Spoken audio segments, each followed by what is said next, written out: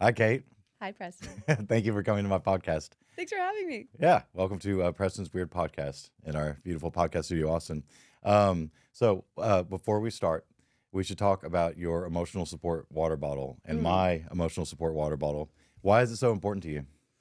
It comes with me everywhere. It's a great size. It's easy access. And it's sturdy and it keeps things the right temperature. But really, I'm just thirsty a lot.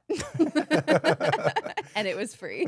Oh yeah, yeah. That is a big key part of it, right? Yeah. Yeah, they say that the gifting part, the free part, is not what makes it good. I don't think that's true. I think the it being free is like a huge Like benefit. some days I'll put on an outfit and walk out my door and be like, oh my God, I didn't purchase a single item of clothing on my body. Like, I'll be like, I got this from an ex. I got this from Goodwill. Like, I'll be like, I need to start buying things. Yeah, you're manifesting an identity through Exactly. acquisition Sure. protocols. Yeah. I'm downloading them. Yeah, one by one. Yeah. So let's talk about Maven. Tell me, just give me the big overview of what y'all are doing with that. Okay. So Maven Collective is it's in a little transformation stage right now. It's in its current iteration. It is an AI learning community for women, and it came out of my own need to understand. Can I swear on this podcast? Absolutely. Okay, to understand what the fuck is happening with AI in this world. I was working in tech and just felt like I was expected to know all the things without any training because it's all happening so fast, and didn't feel comfortable in the spaces I was in to ask questions because it was an extremely competitive environment. And so I couldn't start this company while I was at this tech company because it was a conflict.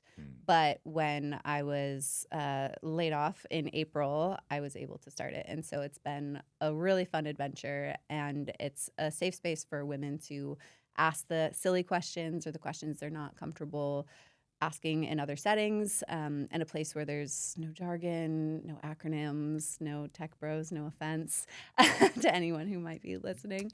That's probably a good thing. Yeah.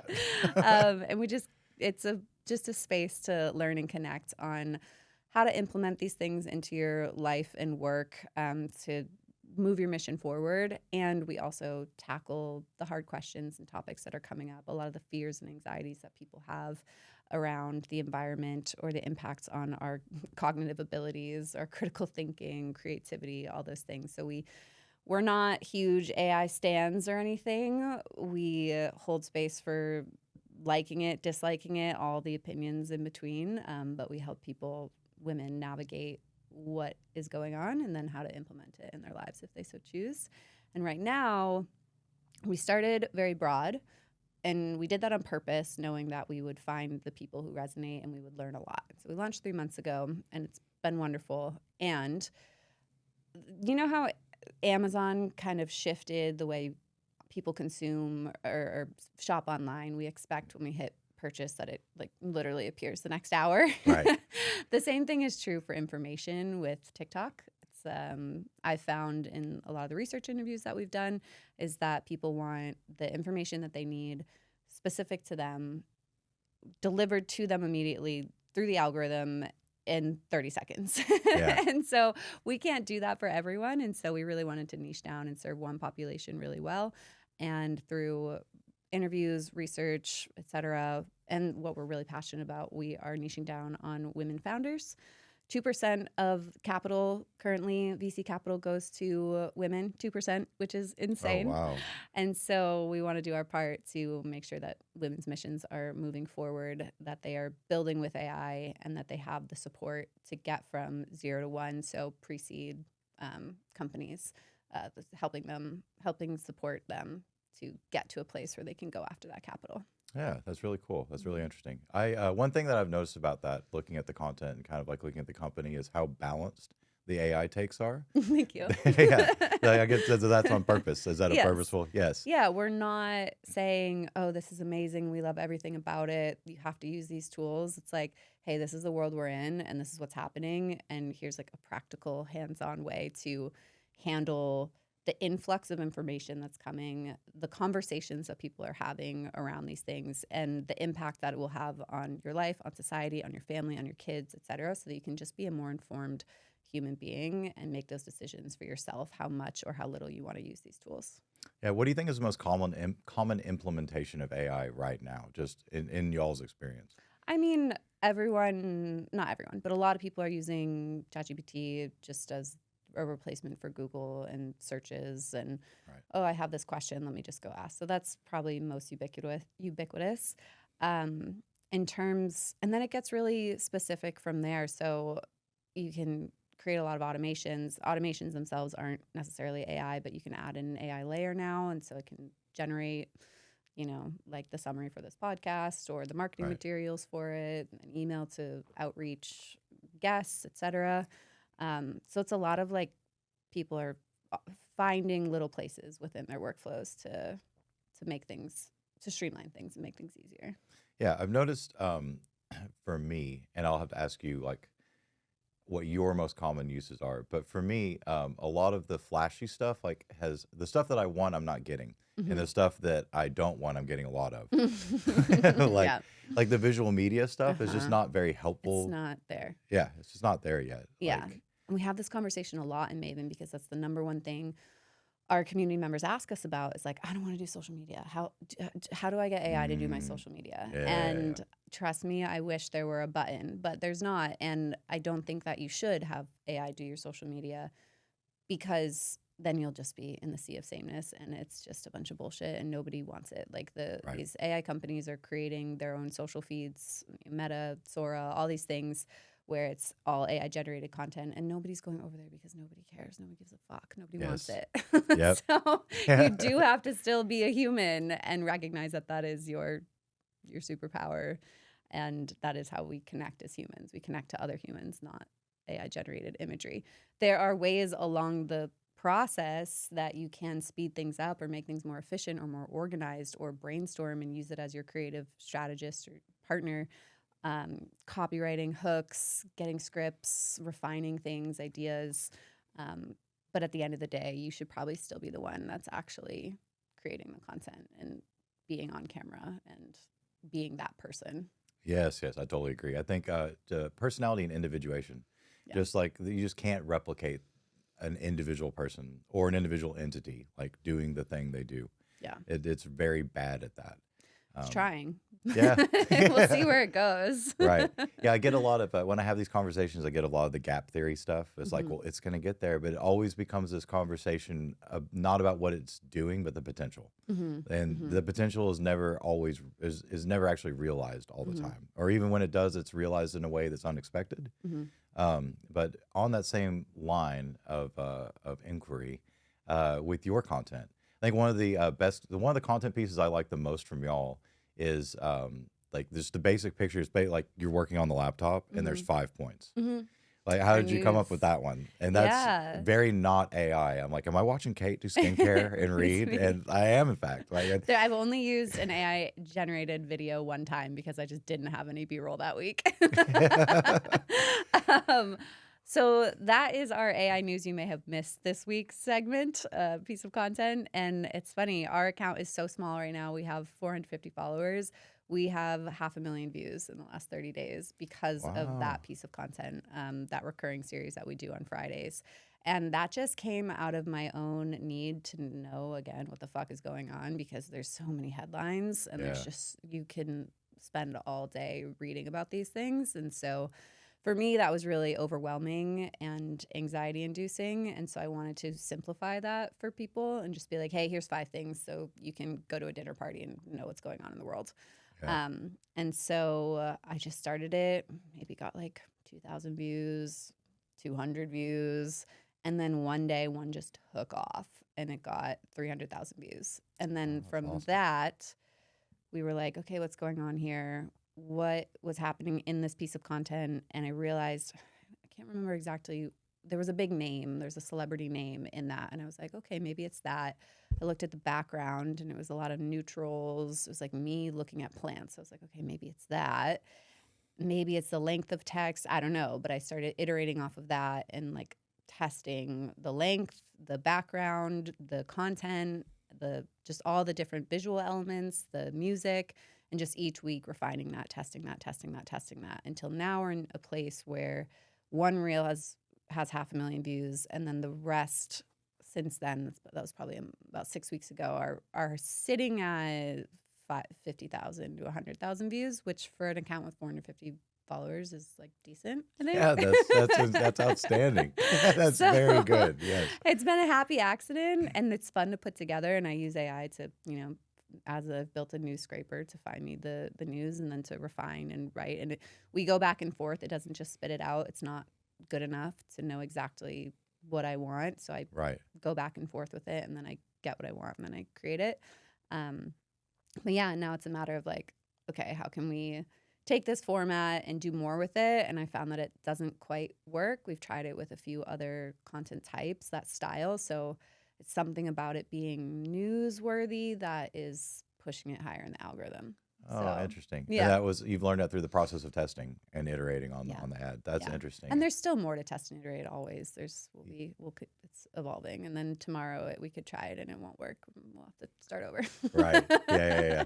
Yeah, the constant moving target of social media is not easy. So fun. Yeah, that's great. I love it. Yeah. Even when I was working there and managing an account, we still didn't know. It's not like we had the insight information of like, we just tweaked the algorithm, do this for like internal brands. We still had to just test and iterate. Yeah. I think that that approach, because when you're in the creative realm, when you're just figuring stuff out, anything can work. Mm-hmm. And a lot of times it's been my experience that the thing we thought was going to work didn't, and the thing that we did, like totally. Yeah. And then it can also, it's tough because then you start chasing the algorithm, and then I'm like, well, this isn't really that newsworthy, but it does have a celebrity name in it. So is it going to work? And then I can see like, oh, this is how we've gotten to where we are as a society with no one trusting news, everyone just going after clicks, misinformation. And it's like that attention economy. And I'm like, I don't want to be part of that. And at the same time, I have a business to run. Like, I get it. Yeah. It's you have to like really think about your values and where you stand and how far you're going to push these things or not. Yeah. To see, look down the road and see where this is taking you and what you're actually doing in the bigger picture. Yeah. With that in mind, how did y'all come up with a creation strategy in general? Like, where did you start with the content? Like, how did you even begin? Like, did you start on chat or? Of course. Yeah. Where else? So I work with a content creator she's a social media expert, and I love her. She's great. Her name's Gabby. And we just went through an exercise in chat prompting. She has like an amazing framework that we did a workshop on in Maven. I'm not even going to try to repeat the process because I don't remember it entirely, but it's in Maven.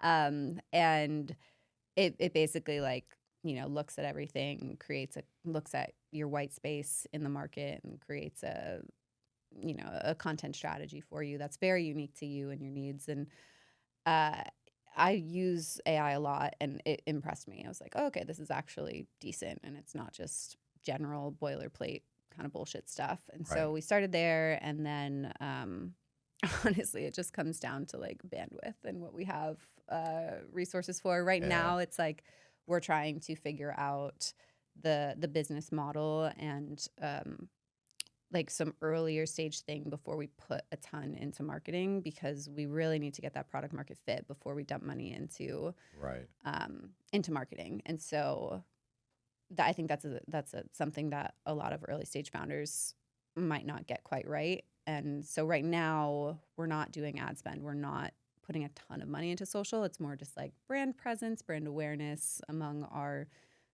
current people. And then once we really get that product market fit and we're like, okay, there's something here, we got to pour gas on this, then we'll go further in on investing in social and probably ad spend. All right. Has there ever been a time that you put the prompt in and got the result? Like, has that ever happened?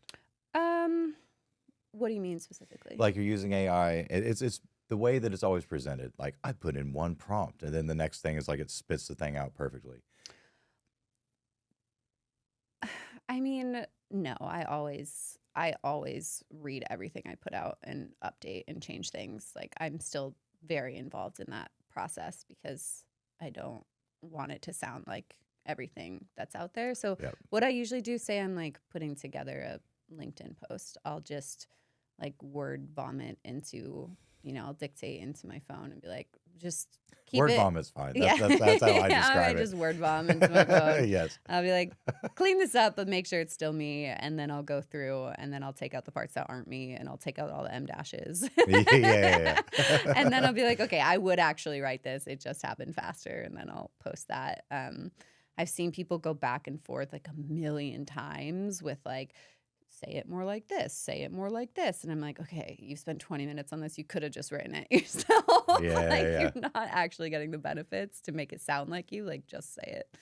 So I try not to just, enter, copy, paste.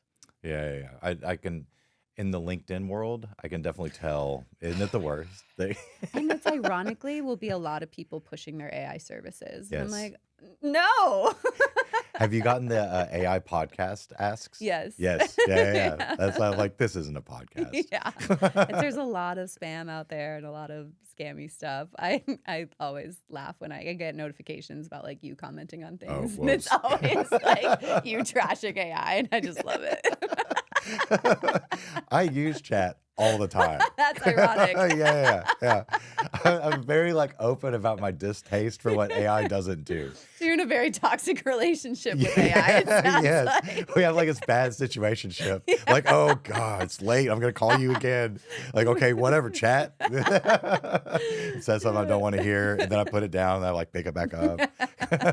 Oh yeah, we do not have a secure attachment. Very disorganized attachment between me and chat. I'm sure there's like a coaching program you can go through for that. Probably. I probably should. Actually, yeah, just like looking at my phone, the white little flower thing like staring at me. Yeah. Word vomit into me right now. Wish I knew how to quit you. If only. I did get chat to roast me though. And That's pretty good. thank you. I'm glad that you appreciate the accomplishment. It took a long time. Were you humbled? Offended? Offended? I actually enjoyed it. Like I mainly use chat as a search engine replacement to a degree. Sometimes it's not right. Like I was doing construction projects at my house and I just take pictures and I'm like, hey, this doorknob is not like going on. What's the problem? Like, oh, you can't reverse it. I'm like, okay, going back to Home Depot. Like that kind of stuff. It's like super practical uses like that. Yep. But and then work-related stuff, I'll use it to scan stuff for social media. Like I'll have it go through transcripts, look for clips, stuff like that. Technical problems. I'm like, hey, I'm having this technical problem. But on a higher level, I use chat to every like week or so, I do this prompt of like scan all of my inputs and then look for high-level insights. Non-obvious insights, gaps in my logic, thinking, blah, blah, blah. Yeah. And then sometimes it's like constructive, sometimes it's dumb, but more often than not, especially after I've like refined the saved memory and stuff like that, it gives me pretty good actionable insights. And so I'm like, oh yeah, actually, yeah, I do that. I wish it would just tell you your gaps automatically because I feel like a lot of people forget to prompt that way and then just are like, oh my God, I'm so fucking smart. Yeah, yes. Wow, Preston, this is a world-class idea. Thank you. Yeah. Thought so myself. I'm glad The other thing I'll caution against people while we're talking about this is it feels like such a great idea to use it for conflict resolution in your relationships. Yes. And while it can provide a way to, if you have an angry email going out and you're like, soften this, that's fine. But I've seen people and I've personally been in experiences where someone will like, upload texts or a recording or be like, this happened. And then your AI is going to side with you and it's going to tell you what you want to hear, even if you tell it not to. Yep. And I've just seen it be really problematic in that way. And so I just caution people against wanting to just like get a declare of truth that you are in the right or that person's in the wrong or whatever. And it doesn't have the nuance and the perspective, and it's definitely biased. So yeah, I mean, you're talking to yourself. Yeah. Like this is a very advanced version of talking to yourself. And basically. it feels super objective, but it's Yeah. not. No. Yeah, no matter how many M dashes it puts in, it's definitely not taking the other side. Yeah. Same for therapists. Exactly. Yeah, like Yeah. really, you're gonna like go through your attachment style with AI and Mm-hmm. chat like, "Hey, bro." Mm-hmm. Like I did one thing, Yeah. like, "Hey, buddy." I'm like, "I'm never doing this again." It can be a good tool in between therapy sessions, Yeah, and you know, it made me think like because I've tried some AI powered journaling apps, which I really love the idea of getting data back on. Okay, this right now you're feeling 57% anxious and 3% joyful or whatever, and over time your anxiety has gone up or down or whatever. And I mhm, do love the data of that, but the flip side of that is that you're telling it how to engage with you and you can adjust those levers and then it just like at one point it was like kind of abusive towards me and like gaslighting me because I told it to be really direct and I told it to be tough love and I was like yeah. wait, that's too much. So I had to like adjust the dial, but then it was like this is so strange. And, when you go to a therapist, of course, they're coming in with their own training and their own, fine tuning, but at least they have some like practical applications. And Right, not all therapy, therapists can do harm too, but right. it just feels like there's at least a little bit more nuance to it and hopefully professionalism rather than just like adjusting one word on the back end that changes the whole output. Yeah, like there's a common kind of thing I hear is text has no tone, talking about Mm-hmm. like text messages. Mm-hmm. And I think it's the same thing with AI Mm-hmm. because like if you've talked to your therapist, they can like stare at you and inflect like from your voice or the way you're talking or the Mm-hmm. way you're acting. They can make a whole bunch of observations and realizations that the AI is just not going to be capable of doing. So true. And I think a big part of therapy is co regulating with another human being. Yeah, That just like being in, like, so much of it is nonverbal. And that's just like, obviously, an AI cannot do that. And so you're just getting the text output that can be so skewed. So, yeah, again, can be a tool between sessions, but I just really caution against people using it for full on therapy.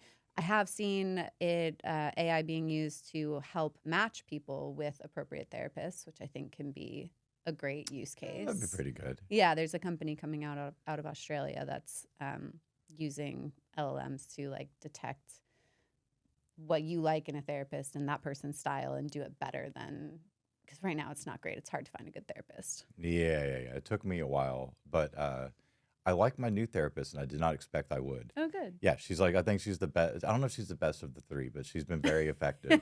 The second one I had was very, very good. But she was younger than me, and I was Mm. like very biased. I was like, how are you gonna like talk to like? and, Yeah. but then I was wrong. Oh. The best thing she's done was she characterized. She said to characterize my anxiety as Kermit in the Hood meme.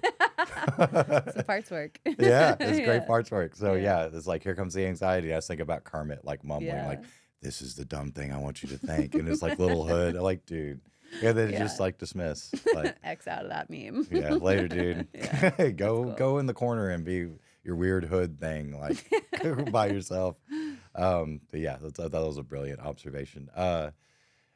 One last thing about Maven, the community aspect. Mm. How was that? Has that always been planned? Is that like was that the end goal, or is that just kind of developed organically, or how does that work with y'all? Yeah, so I've been in community for 8 years before it was a buzzword. When I Yeah. was, people were like, "What do you do?" And I was the person in the company being like, "We need resources," and they were like, "But why?" And now it's like, "Oh, community is everything." Um, Oh yeah. yeah. Yeah. So I always wanted it to be a community first, where because human connection is, I think, more important than ever, and people recognize the importance of it now that we're unfortunately losing it, and Right. so it's always going to be at the forefront of everything that I do. As you know, with open spaces and Yeah. just the work that I do that's like the heart of it, and then I build around it. So since we this is the obvious segue to open spaces, let's talk about open spaces. Okay. So for those who don't know, what is open spaces? So Open Spaces is it's my other venture. It's so hard to describe, but it's a live podcast recording mixed with a dinner party, and it is centered around human connection. Does that feel like That's it sums totally it on up? point. Okay. Yeah, Okay. yeah, yeah. Preston's been to most of them, so. Yeah. Yeah. Yeah, when I feel like part of my podcast thing started at the table with the questions because I was like, Mm. yeah, Cool. yeah, right, Oh, I love it. yeah, like wow, this and like just seeing people reacting to deep sharing and stuff Yeah. like that, like in my life has been pretty common just because of the groups of people I grew Yeah. up with. It's pretty much non-existent now, and that is crazy to me, and I wonder like how did we get here?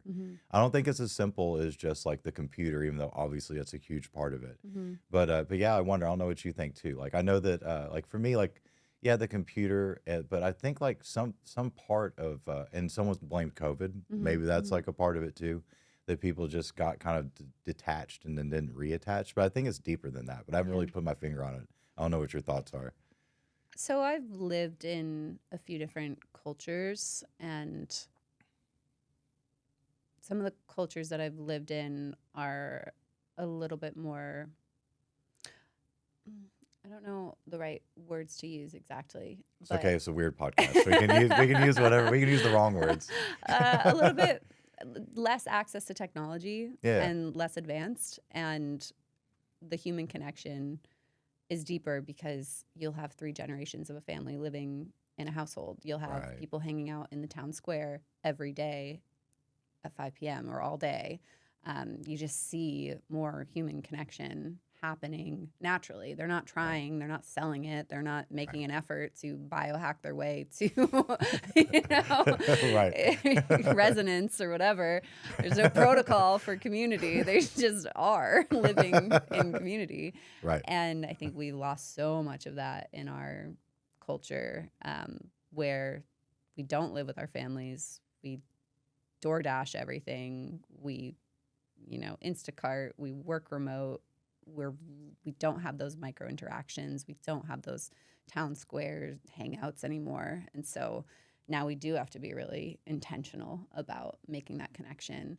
And we have to, it's tough though, because it's one of those things that people don't necessarily realize that they need until they're really far down a rabbit hole that can be hard to pull yourself out of. Yeah. It's not super obvious. Right. I noticed that a lot, just the way that people would act before and after the event. Like it was just like the weight was like lifted off. They just felt everything just felt so much lighter for them. It's such a different energy. Yep. It's so true. Especially like a lot of them were very hesitant and just kind of like bundled up. And maybe that's just like how we exist in the world in general nowadays. It's kind of in this constant state of potential threat.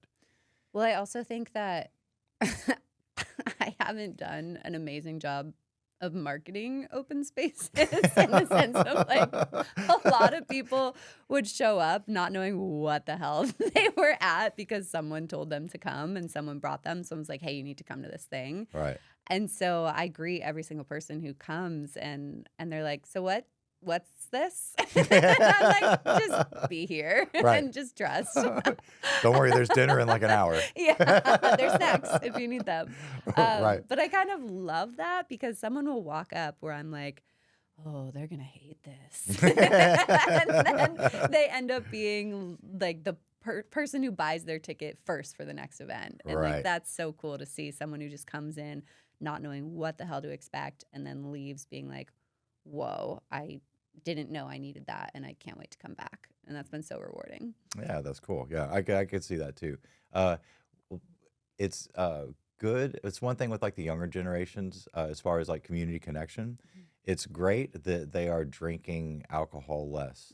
But from the historical community connection outlook, it's kind of a bad thing. So I'm wondering how that gap gets bridged because like, I mean, yeah, it's good y'all aren't drinking, but like now y'all don't have an excuse to like get together. I think it's a good point. And to be a little bit, being uninhibited can come with its consequences for sure. Oh yeah. But it can also help you open up right and connect on a topic or a subject that you might not normally. So that's a really good point. They are also situations where you are inebriated will make things seem deep that are not deep. Yeah, that's true. So like it is good that the deeper connection is legitimate. Like I do think that it's very genuine, the ways that like people connect at the tables and stuff. And you definitely want that aside from the other one, but it's like a more difficult like input. Yeah. You know, like especially if somebody is scared, and like you're saying earlier, those are the people that need it the most. Mm-hmm. I had a guy that does a lot of men's group stuff in here yesterday, Mm-hmm. and part of it was like the permission for people, especially men who are like taught to compartmentalize emotions or not have them at all. Totally. Yeah, and just their permission to like be able to like feel the thing at all. Like, no, it's okay. Like you don't. It's funny because one of my girlfriends flew in from LA to attend an event, and I didn't. I forget what table I sat her at or who I sat her with, but there were a lot of men at her table. And after the event, I was like, "What did you think?" And she was like, "Oh, it was great. It was a great event." But she was like, "For me, this was like a really awesome dinner with friends, just a Saturday night." She was like, "I could tell for the men at the table, it was like a first time awakening." Yep. I think it was the event where we had Nate Boyer, and so we had a Oh lot of yeah, a lot of athletes. dudes. Yeah, like We dude had dudes. dudes, yeah, and they were like having an experience, and she was just like, "This is a Friday night for me," Right. Yeah, the shell shocked look of Yeah. like a dude who's never even considered having a feeling. Yeah, Yeah, yeah. So it's cool, and we try to meet people where they're at, knowing Yeah. that we have such a range of people who are going to be at this event. Someone who doesn't even know what they're going to and probably wouldn't go if they knew what it was. Right. And then the person who's attracted to something like that and is craving deeper connection. And so we do that with the cards that are at different levels so that you can just be there and answer what food you'd like to eat that's shaped like a circle for the rest of your life. If Right. that's the depth you are okay with going, all the way to like a much more deeper topic. Yeah, my first time at the table, I just had like the list of cards in the kind of haphazard, chaotic way that I do things sometimes. I just like flipped. I didn't understand the number, and so I flipped to like the hard one, and I was like, "Oh shit!" And then someone was like, "Oh, you got to do it." I'm like, "Oh." I particularly love that with you. I remember it was like maybe our third out of 6 or 7 events that we've done together. And I was like, "Preston, if you want to jump in, like there's not much to film." And you were like, "Okay."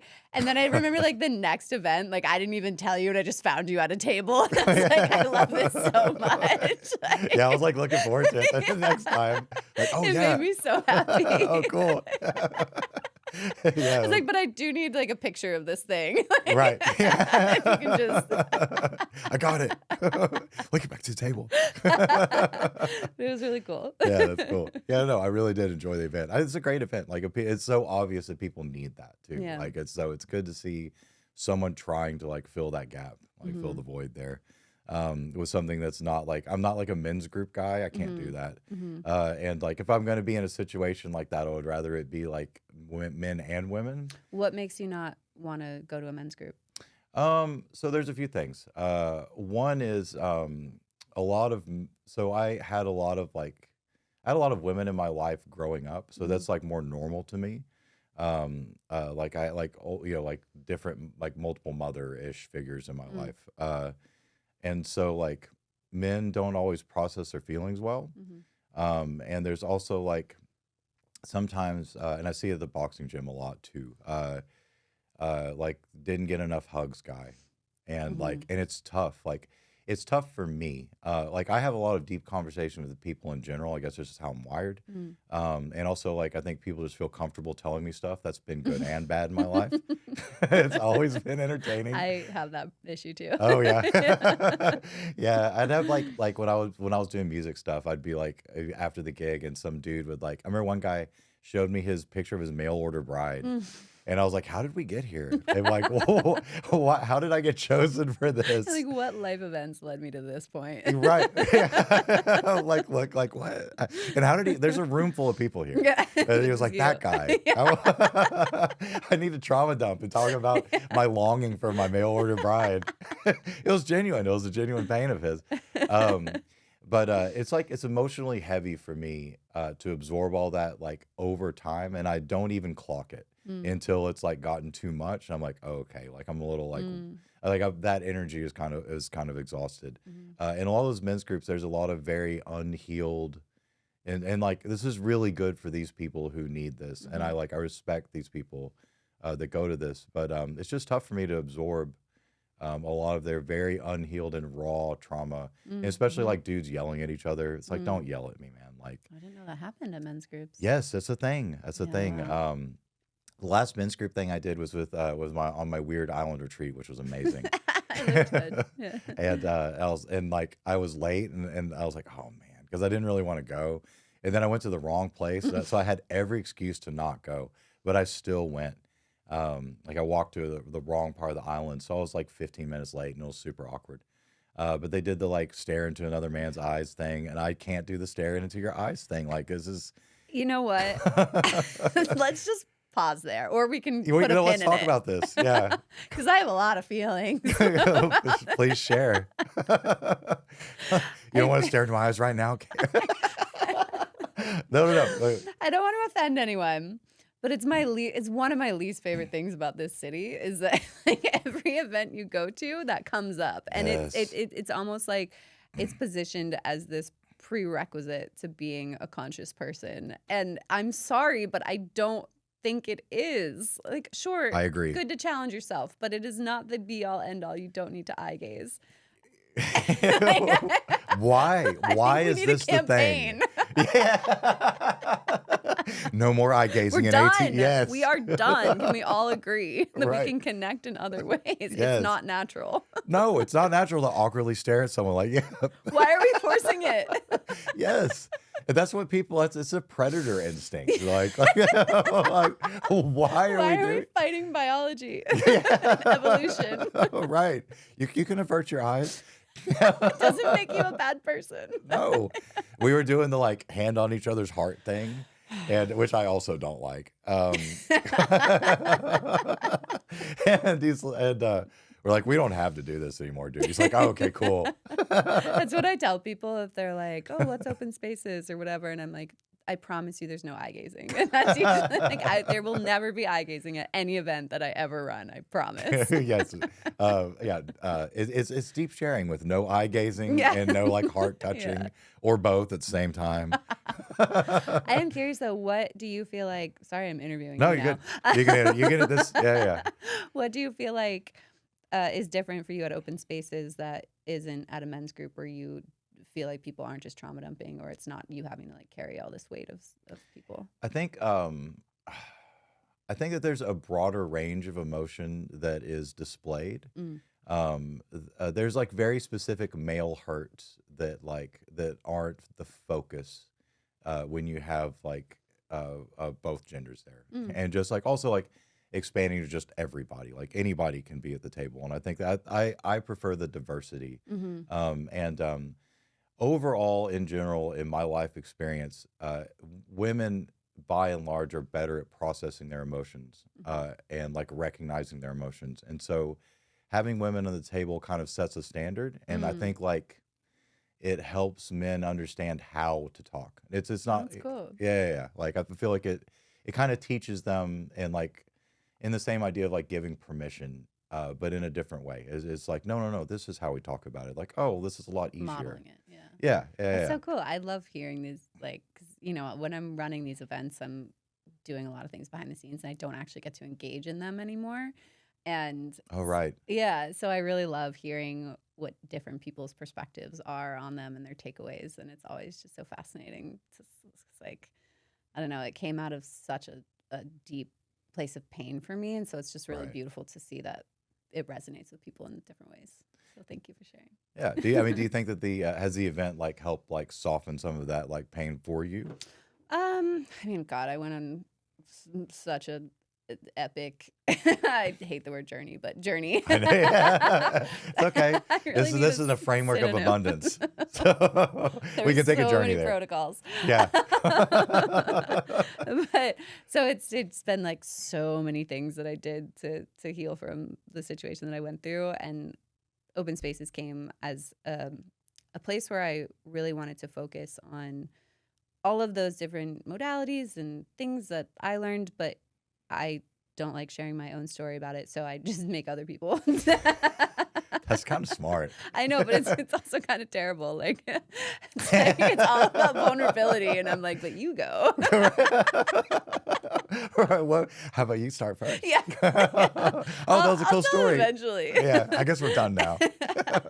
But I wanted to just have people share the things that have worked for them in terms of healing, and kind of like open up that space, because what's worked for me might not work for you. And Right. it's been cool to see such a variety of things. Like for some people it's fitness, and for me that's table stakes, and I needed something totally different, but for someone else, like, that is the appropriate, thing that helps them. And so it's just been fun to like have everyone share those different modalities through the Yeah. interviews. What was the most effective for you? I know you went through a wide variety of. This is such a rabbit hole. Yes. How much time do we The have? framework of healing. I know we have another like 15 minutes. We still got to get to our end segment. Okay, I'll keep it really But quick. no. But please, yeah. What were? I mean, you could go for the weirdest one. Like that would be. The weirdest one and the one that was most effective are one and the same. And I don't know that if I had just done this thing, step 1, if it would have worked, but it was like step 85 along my 100-step plan. Yeah. And it was something called spinal energetics. And I had no expectations going into it. It's such a long story. But I guess it's not that weird in Austin, but essentially, like, throughout all of these different things that I was doing, psychedelics, plant medicine, blah, blah, blah, the typical Austin protocol. Right.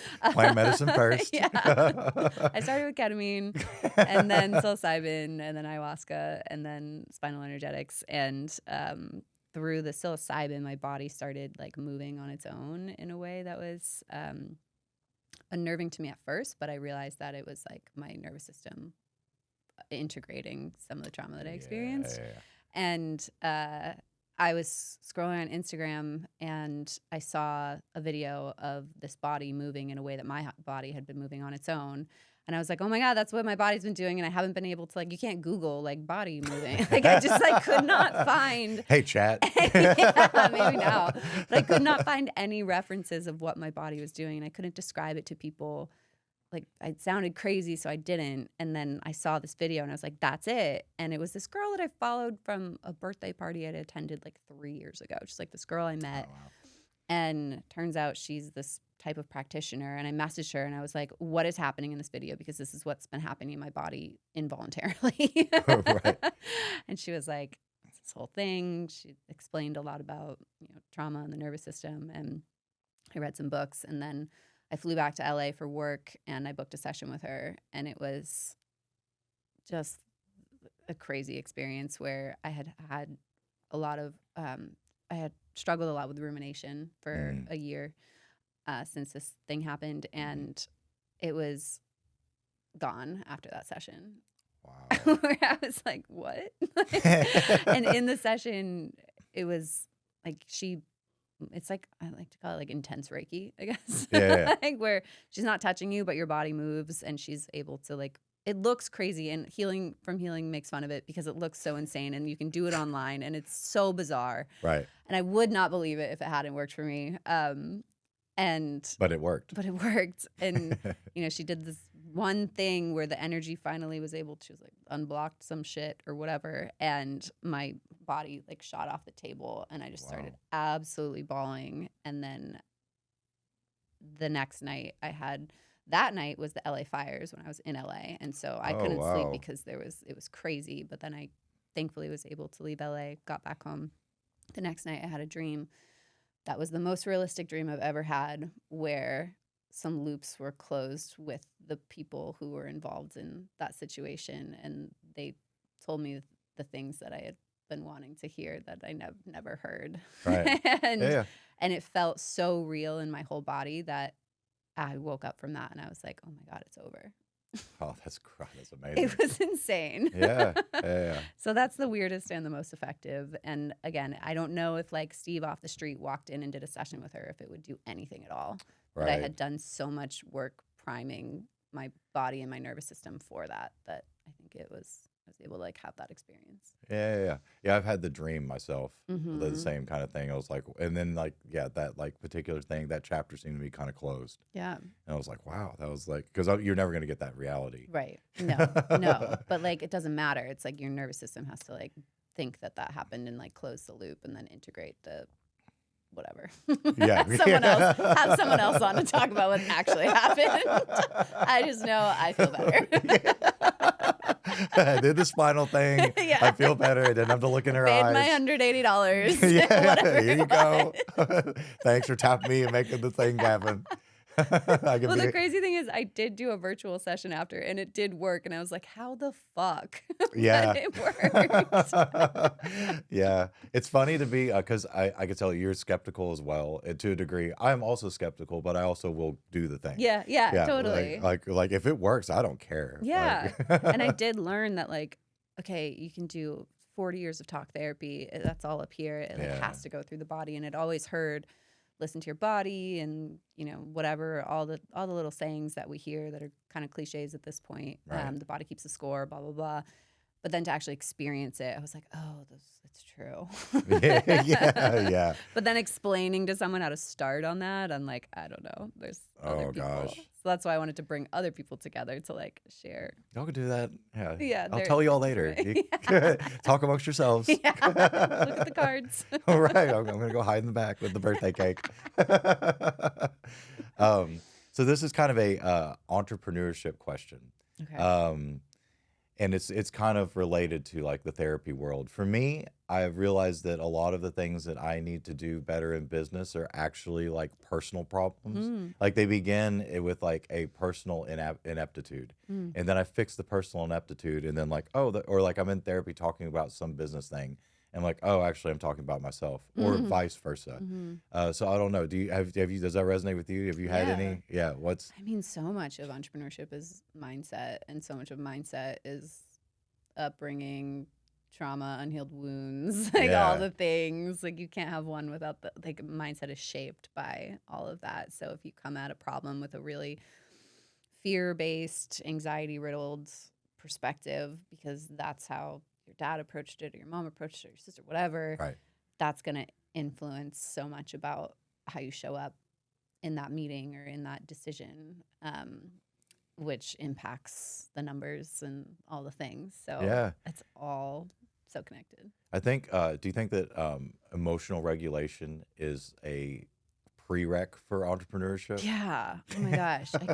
I couldn't have done this even 3 years ago. Definitely not 5-10 years ago. And I know because I did. I had my own business in San Francisco, personal training business.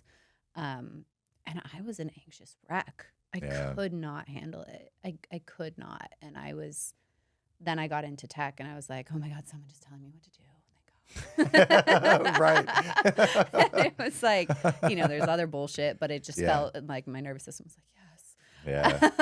And then Jeez. now I've gone through, the all the things and am in such a better place that I can handle the ups and downs and the anxiety and the emotions so much better. There's still so much work to do, and I'm always learning, and I'm tested every single day, and we'll see what happens. But I feel like so much more equipped to do it than I was when I was an entrepreneur in 2018.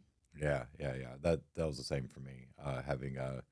Having done my own thing in different ways before, I was working as a camera dude. Whenever I got laid off at On It, I think I looked at job apps for job recs for maybe like 5 minutes. How You was got it? to. Yeah, I was like, nah, Yeah. like, no, like this isn't gonna work. And then people like reached out to me like that day, and I basically like walked into having a business. But how was it for you? Did you consider like jumping back onto the safe, comfortable corporate route? course. Yeah, How so- long did that last before you're like what made the switch? So I was laid off from Meta, and they give you, I want to say like 3 weeks, 18 days, something, to find another role internally to keep your equity. And that's a fuck ton of money. Like, it's a Wow. lot of money. So of course you're incentivized to like reach out to every hiring manager and look at all the job board, like the internal job boards, and like, you're freaking out and you're like, Yeah. okay, I got to do this thing.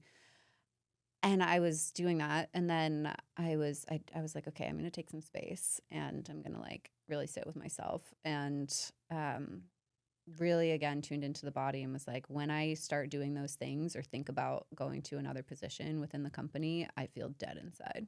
Like, Yeah. like I feel dead inside in so many ways. And Yep. then when I thought about the possibilities of other things, I was scared and anxious, but I was also excited and felt alive inside.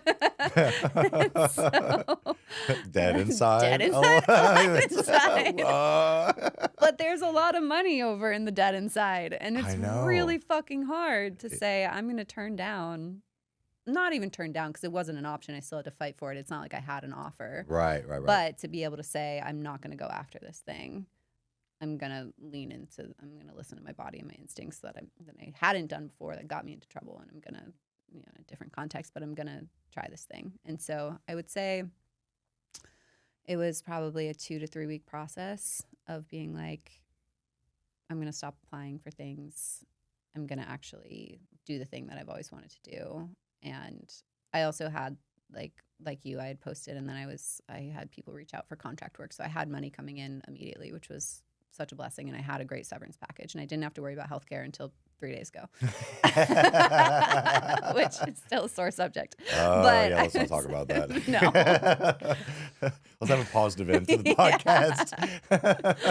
But it definitely tested me. And now I talk to entrepreneurs a lot who are in the same situation. And it's such a great test of where you're at in your emotional regulation and where you approach things and how you approach things. Because like the words you use, how much fear is coming through, how much anxiety is coming through, or if you're able to see the possibilities and the opportunities and the growth. And so I'm so grateful for the challenges.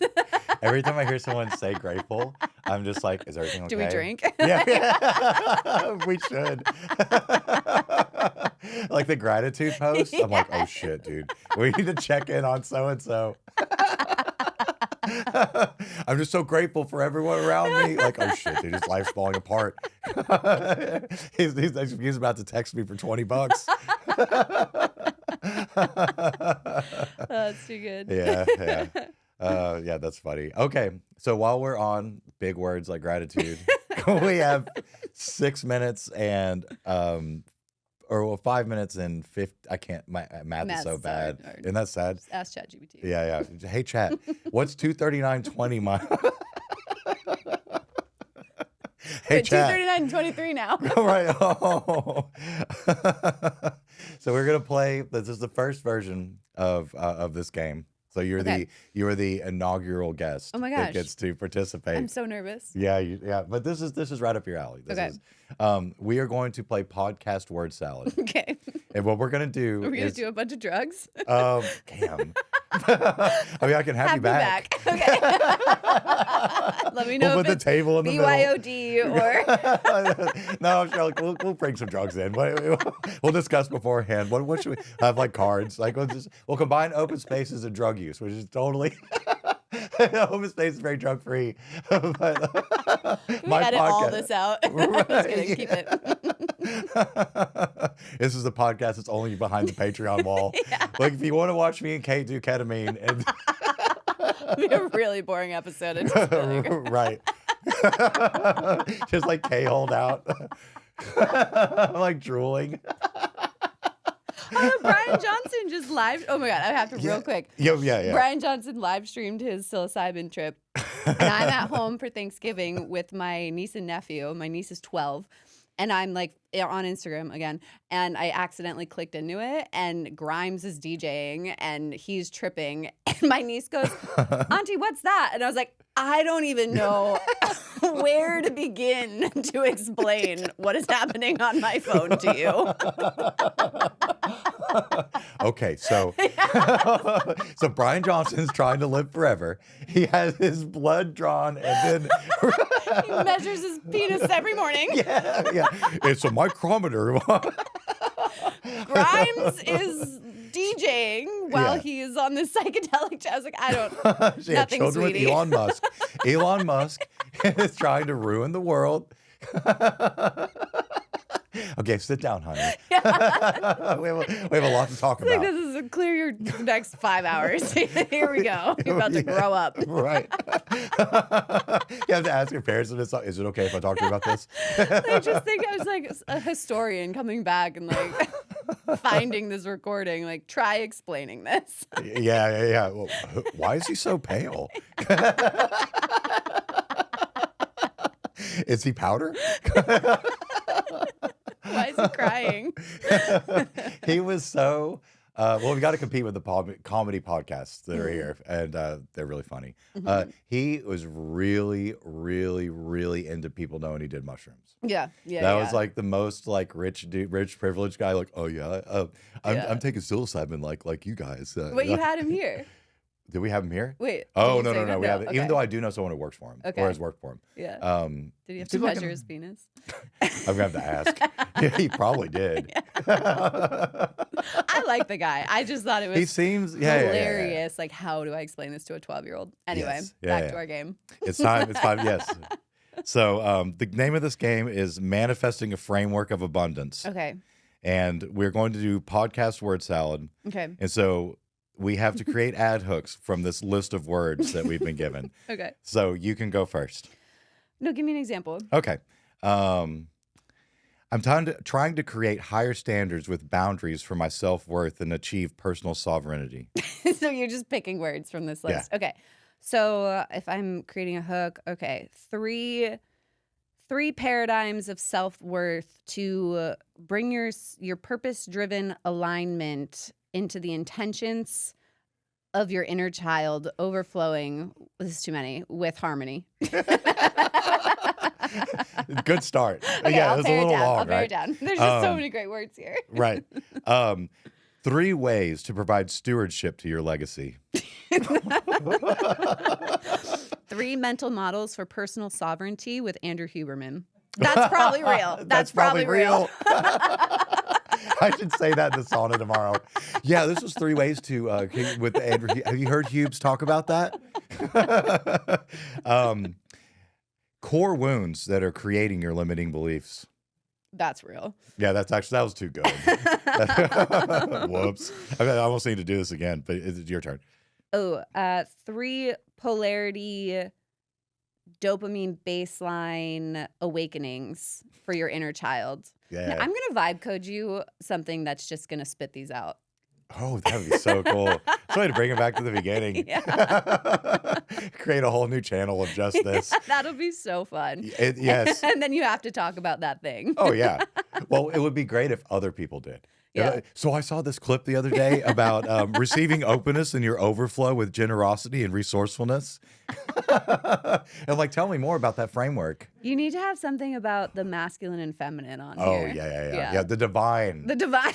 A radical monogamy.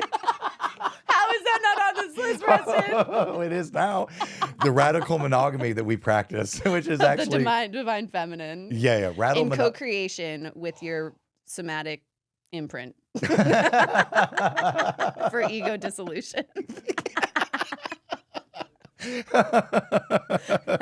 3 ways to create presence and receptivity in your containment harmony. Oh my God. We could keep going. This is amazing. Oh yeah. This is self-abandonment or hyper-independence. Well, I'm kind of in a shame spiral with a guilt imprint. Oh. When I'm overflowing with a scarcity loop. Rough. When I'm overflowing in a scarcity loop, I feel like the thing that really helps my emotional bandwidth is generosity and gratitude. Right. And I'm just thinking about my legacy and the stewardship that I want to bring to this container. And I want to be a mirror for you in this quantum mindset co-creation expansion session. Fuck, I laughed. Maybe this is the game. Like, who can keep a straight face? Well, when I'm reparenting my inner child, I think that the stewardship is really the key element of full integration and repatterning. Yes, yes. And the expansion frequency that you need to reparent is uh is is indicative of the polarity between the structure and the flow. Oh, absolutely. But it's the polarity between your quantum mindset and the expansion of the frequency resonance that really changes things. Well, you just can't talk about that without talking about your dopamine baseline and your neuroplasticity and how it relates to your attachment style and your subconscious rewiring. That is such a good statement. Your dopamine baseline and your reparenting of the energetics, that's how you co-create expansion. Mm, That's the mm, framework that you mm, create, and that's how you become a mirror. mm, mm, I know. mm-hmm. Just That hey, resonates.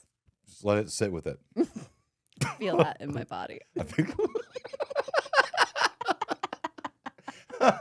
Did we win the game? we did. Okay. Oh yeah, we won big. Kate, thank you so much Thanks, for being on my weird podcast. I loved it. Awesome.